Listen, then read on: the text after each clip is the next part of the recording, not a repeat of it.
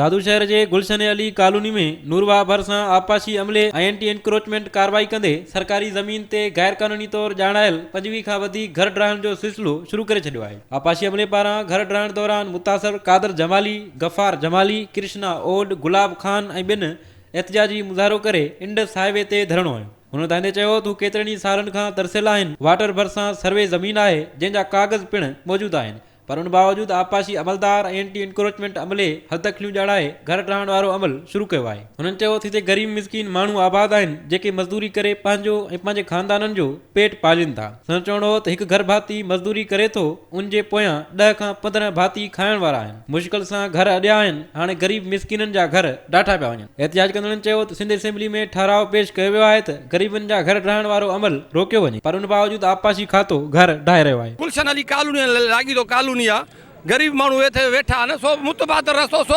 सर्वी number ते माण्हू पंहिंजा वेठा आहिनि।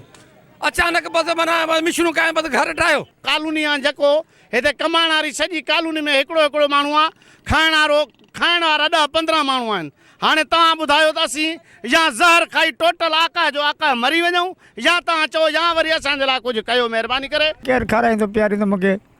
घरी हिकिड़ो कमाइण वारो छा कंदो यार? ज़ुल्म छो थो कए ग़रीबनि सां? अॻे बेरोज़गारी लॻी पियूं आहिनि, वरी उन्हनि जा घर डेली कमाइनि, डेली खाइण वारा, हींअर उन्हनि जा घर ठहनि तूं अखा किथां ठाहींदा?